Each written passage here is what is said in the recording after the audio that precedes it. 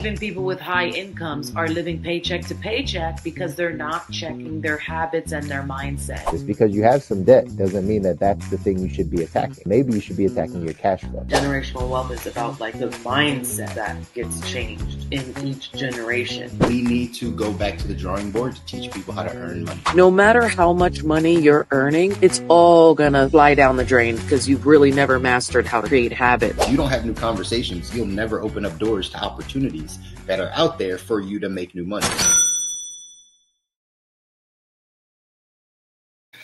All right, y'all. Morning. What's up? What's up? Morning. So I'm leaving. You just I'm repeated leaving. what you said. Yeah, but it's her faces. Like Oh. when you get in the camera, all you want to do is make the most goofy faces. Like, All right. say it and get out of here. All right. Go ahead. Money. Daddy. Are you money? No, I'm money. Yes. Oh. But I need her to say happy the right Come way. on, baby. Happy. Happy. Money. Mondays with the Mouzons. Get out. Go. Go. Get out. Go to school. Go do something with your life. For real. Serious. Ooh, that is horseradish cheese. I told you. What's up, y'all? Hey, happy Money Mondays with the Mouzons. We're back. Good morning, Aaron. Good to see you. Glad you guys are here. Hope you like the new intro. I told you we're getting some things rolling a little bit differently now. Get it out, baby. Now that we are live on Facebook and YouTube right now, Facebook and YouTube gives us the opportunity to do some cool things. But either way, hope your Monday's going well.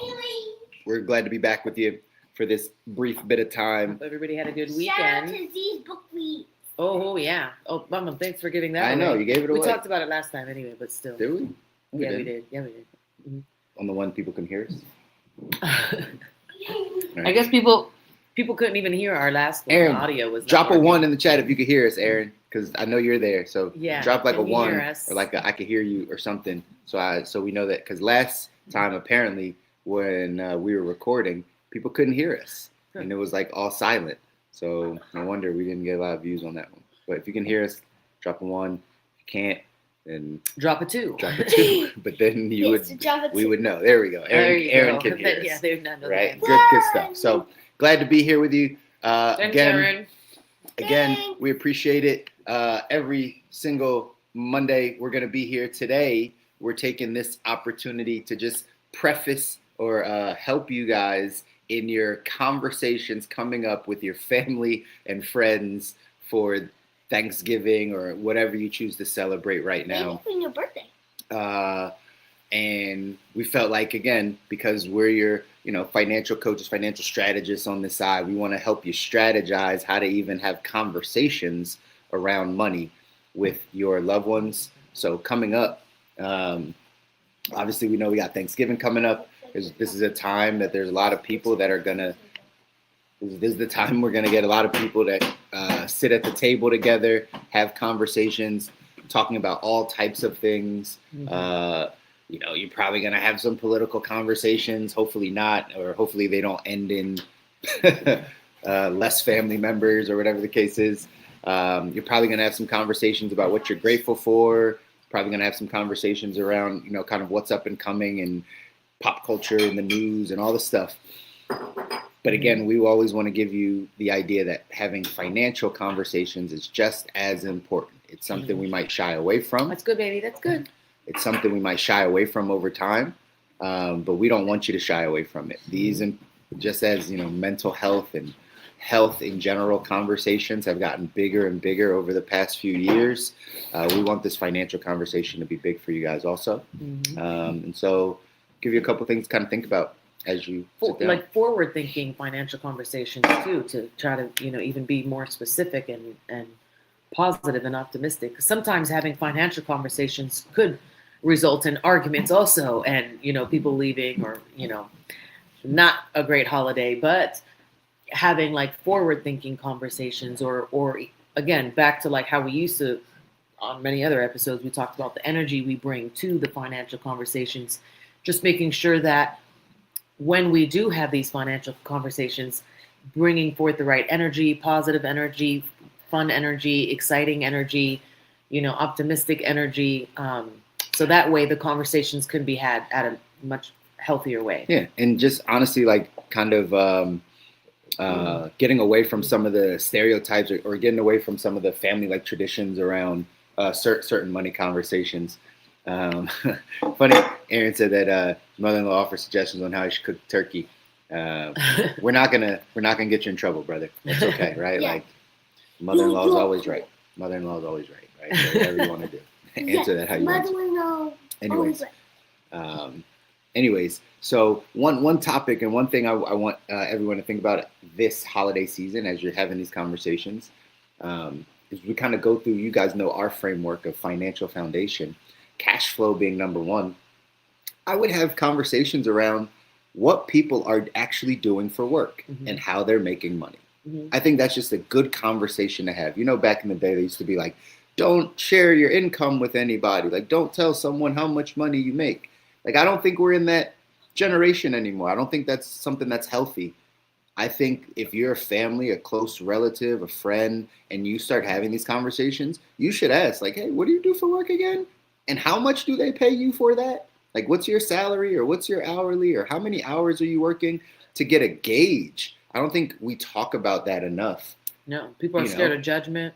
Yeah. They're scared of like trust issues. Yeah. Instead of people starting to ask them for money, they're scared of people saying, you need to make more money. What are you doing with your life? But I just, it's all fear of judgment and problem. But if we were less judgmental, and coming forth with better energy about these things. But I think it's trusting. I think it's all a mystery though. We're judgmental because we're not close to it and we don't know someone else's life. But if you're in this holiday season and you're having conversations with your family, again, typically your family, and you can do this with friends, right? We know there's Friendsgiving and all this stuff. Like, that's just an important conversation. You know how they talk about workplace, like pay transparency in the workplace, right? How like at your job, you should know how much this person or that person makes. Well, at least in your family, you should kind of know. Like, no judgment on like what you're doing with the money necessarily, but like, what job do you have? And like, how much do they pay you for that? Because maybe I want to do that. Maybe that's a career for me. Maybe that's a career I know I should stay away from. Maybe when I go and interview, because I'm looking for new ways of making cash flow, I have a baseline from my family to know what they're offering me is either good or not good. Right? Like, even what are you doing for side money? What are you doing for side hustles? What are you doing for your small business? What ideas do you have on that side? I think just being able to talk about this stuff is really important, right? And the more we talk about things, the more opportunity opens, because you could find out exactly what you just said, something that could, inspire something in someone else, or something that could help someone else, or whatever.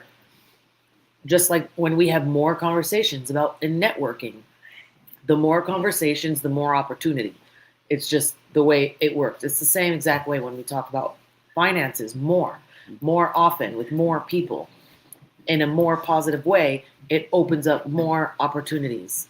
Yeah. So I think the conversation around what people are doing for work, how their work is actually going, their workplace environment, that's the intro to money conversations. Just to be like, oh, like, well, how's work? And instead of just glazing over, oh, work's good. Like, let's get into that. Like, like how many hours are you working a week? Like, what's your stress load? And then, how much are they paying you for that? And maybe as a family, you can brainstorm some ideas, right? So that's one area, I think. You have anything that comes top of mind of like what other conversations could be had when it comes? I mean, I have a few more, but if you have one. Yeah, like generational thinking. That's a huge one. It's one thing if one family member thinks about building generational wealth. What if like 7 family members got in on that conversation and talked about generational wealth, and that was a hot topic, in the family dynamic when they get together, when they're on the phone, like, that constantly being a topic for everybody or a goal for everybody. So that would be, I think, a good one. I don't think families talk about generational wealth with each other in detail often enough, or at all. Yeah, I mean, most families, but I think typically, again, we've talked about this generational wealth thing. It's really a myth, right? Like, that's not a thing. like Well, I mean, like having finances that your kids, grandkids, great grandkids Mhm. have access to, sure. Mhm. But typically that requires one person to bring everyone together and create the plan. Like Uh-huh. most families and most family and friends circles, right? Like they're not everyone is money conscious. So Mhm. you can't force people to be money conscious. Like No, meaning we're like, not forcing well, a little people, bit but it's a when you're like, topic yeah, but a for person, who wants to get in on it. yeah, but the majority of families, and we know this, the majority of families don't want to get on it. Mm. So it becomes a forcible.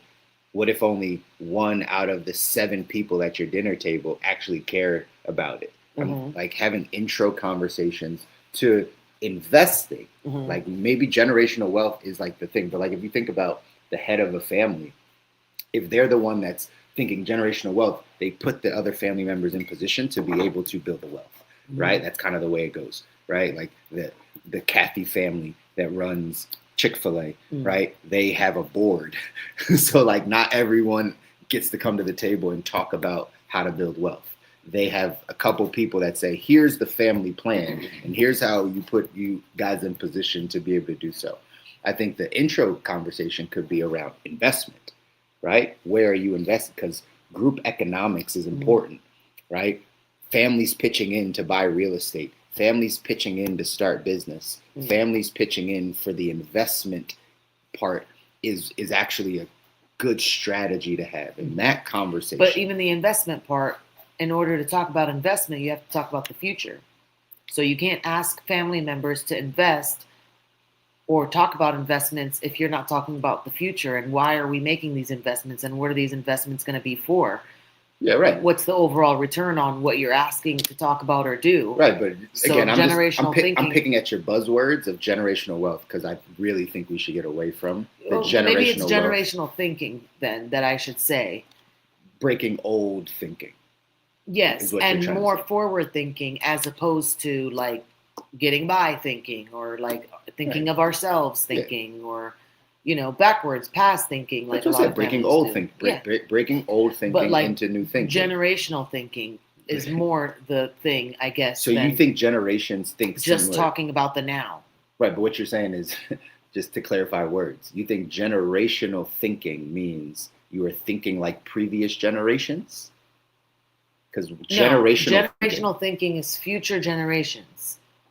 What the choices I make right now are how are these choices going to serve the next few generations? Future generations. Yes. Gotcha. Like incorporating generational thinking. That's not into the family dynamic and conversations. Like we're talking about conversations for Thanksgiving, right? You were like, what would be another conversation? It would be generational thinking. I think I'm just picking at your word of this term of generational thinking. I'm trying to get to understanding. You're saying, how do we think about future generations? That's all, right? How are we thinking about our future generations? Yeah. Gotcha. Because generational thinking, right, can get confusing. But either way, these are conversations. And again, this is the type of stuff, right? Like just money is a language. Mm-hmm. If you don't all speak the same language, it's important to like get that out and to talk about like how you think about it. The people that shy away from these conversations is just because they're uncomfortable. That's all it really is. They're uncomfortable in the conversations. But listen, y'all are going to have political conversations at your Thanksgiving that's going to make you uncomfortable. You're going to have that uncle. But people are so ready to talk about their political. They're ready for it. As if they know more. Like, and a lot of times people who talk about it don't know much about it besides like headlines and, what they're reading on social or something like that. They're not actually diving in. To politics. And it's all just super emotional. It's all just what they feel. Yeah, but people are so ready to have those conversations. Yeah. And totally not ready to have like the very more important conversations that we can control. Exactly. And where we have all the control in the world is over our own finances and our own thinking of our finances. Exactly. So that's why we want y'all to continue to like think about these things as you start to sit down with family and friends. Right, I think we have to be advocates for talking about money if we want to see things change with money in our families. Right, we have to be like nothing is going to change if nothing changes. Right, if nothing changes, nothing changes. I said that on Mindset Call this morning, but it's true. right? I really think it's about families like learning to really avoid judging, while having these conversations or giving like strong opinions about like, well, you shouldn't do this and you shouldn't, because that's what shuts down the conversations and that's what gets people more uncomfortable to try to have those conversations later. Yeah. I think that's one side. I think most families just avoid it. I don't think like Yeah. I know, right? I feel like they avoided one because of that, and two because projecting. of the conditioning all of us have been. Sure, you might be projecting a little bit, but maybe, in many families, I think it's a matter of, oh, let's not talk about that. Let's talk about this, right? It's not that like that is going to lead to your brother telling you that you're not doing the right thing. I think it leads to, or your parent telling you you're not doing the right thing. I think it's not. Like, that's what I'm saying. I don't think that's projection. I think that's the norm.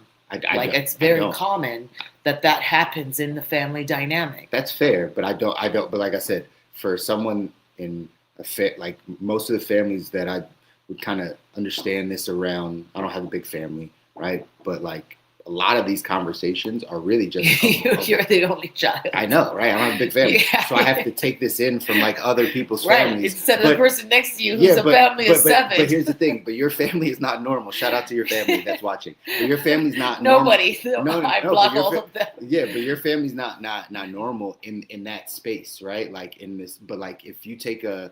Remember how we were just talking about, I was talking to another one of our friends and I was like, oh, all the in-laws talk to each other, right? I feel like that's a little bit more normal, even just of operating. Oh, I'm going to say this because it's all state.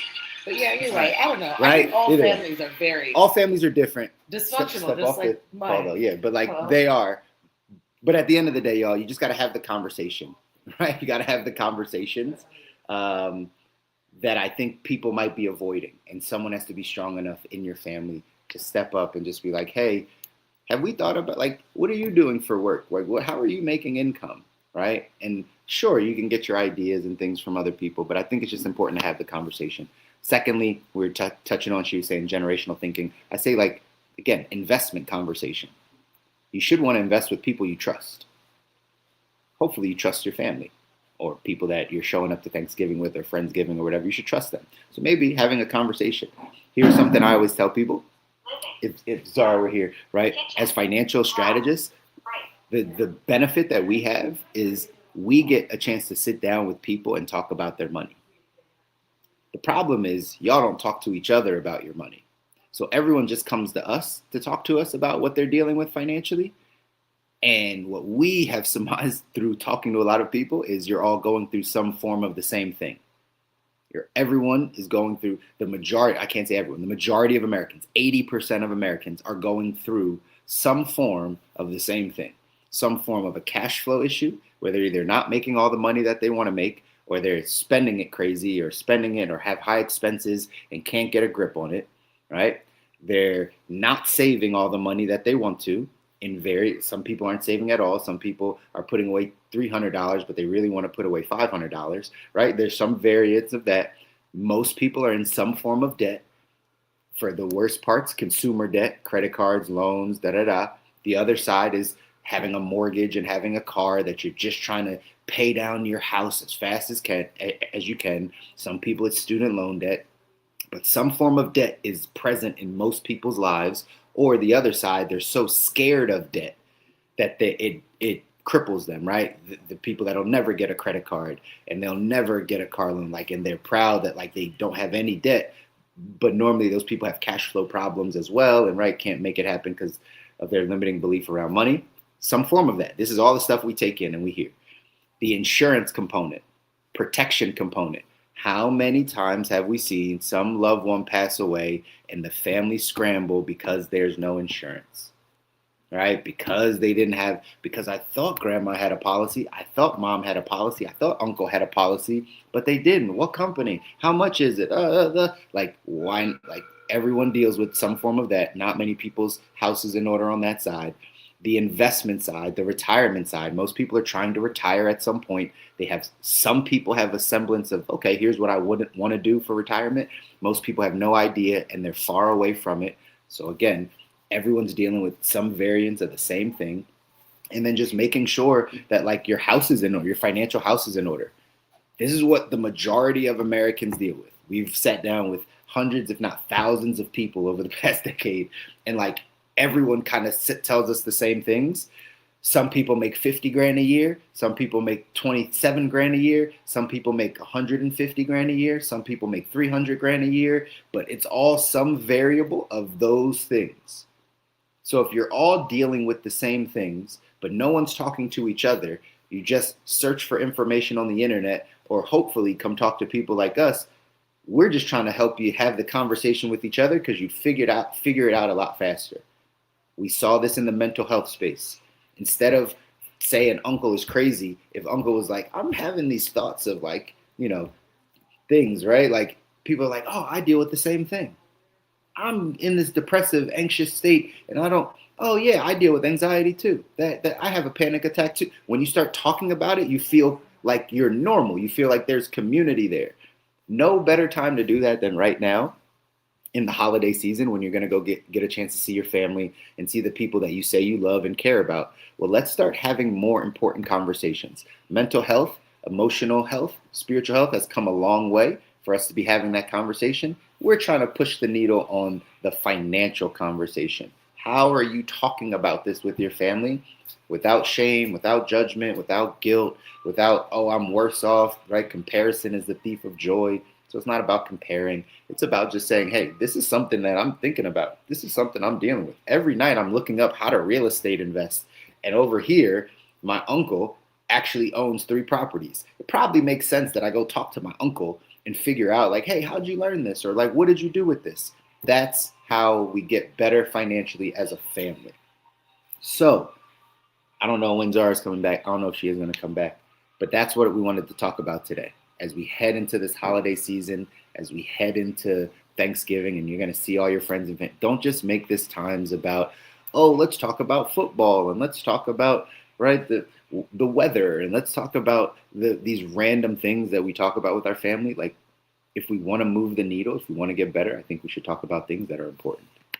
Just my opinion, one man to another person, whoever's listening. You should talk about these things. It's really important. All right. So we want to make today short, but we wanted to put that in your mind as you head into Thanksgiving. I hope you do have family and you're spending time with some family and friends and loved ones, practicing gratitude, right? Feeling grateful for all the things that you've been blessed with. All that stuff is awesome. And let's get better financially, right? Like let's get better. We got some real special announcements coming up next Monday. Next Monday happens to be Zara's birthday. So feel free to jump on next Monday. And we have some real cool announcements. We got some really cool things we've been working on that we want to share with you guys. One is for Zamina, one is for us and our business, and hopefully all of it adds value to you and blesses you guys. But we're trying to make a difference. We're making a difference here in the financial space with a lot of people. We want to make sure that we're continuing to add value to you guys. We appreciate everybody that continues to like and comment and share and all the stuff to get the message out there because our message is important. We need more advocates for our message. We need more people, just like, again, I keep comparing it to the mental health space because we watch that happen. We watch the mental health space. It become more and more cool, normal to talk about the issues you were having mentally. Now let's get there financially, right? Finances are just run by your emotions. You don't need any shame around it, just like you didn't need any shame around telling someone you got anxiety. You don't need shame around telling people that you're not budgeting and you're not saving all that you want to. You're in student loan debt. There's no shame in any of this stuff. But the more we talk about it, the better we get with it. All right, y'all? So join us next Monday. I'm Zara now. That's right. She's Mini Z. Join us next Monday. We got some special announcements coming for this one. We need y'all to support. It's going to be awesome what she's doing, what she's building. Again, this is the generational stuff that Zara's talking about. How are you setting your children up? Are you having these financial conversations? Are you putting them in position to be able to win in life and in their finances, in their emotions, in their spiritual life, and all the things? We try our best to do those things, and we want to share that stuff with you coming up next Monday. So again, next Monday, it's Zara's birthday. Come out, show some love to her here on Money Mondays with the Show some Mouzons. love to me. Show some love to Zamina because she wants some love. See, there you go again with me. You keep, I gotta get. See, we're putting her in front of the camera. That's gonna be part of the thing, but like not here, on somewhere else. Either way, we appreciate you guys watching. Enjoy your Thanksgiving. Don't go spend a ton of money for Black Friday. Please, please, please, please, please. Please do not. Save your money. Save your money. Invest your money. Put your money in places and things that actually matter, that will appreciate down the line. Don't go buy into this consumerism that we have here in America. It's killing people. Go ahead. And do not spend your money on stupid stuff, like stupid cake from Giant or something. Those cakes aren't even good. And you can make it at home. And also, don't spend your money on like stupid gifts. Like for like someone's birthday. Like maybe you could spend like a little bit of your money, but don't go like, oh, I'm gonna spend $1,000 on some stupid like gift or something. And like just save your money for like actual good stuff. Like if you go broke someday, you have a bunch of money in like a secret bank account that no one knows about, and then you could use that money to get a job. And then, so don't spend your money on stupid, dang, crappy stuff. From her lips to your ears, that was Zamina's message for you. We'll see you guys next Monday. Happy Money Mondays with the Mouzons. Later, y'all. Bye. Bye.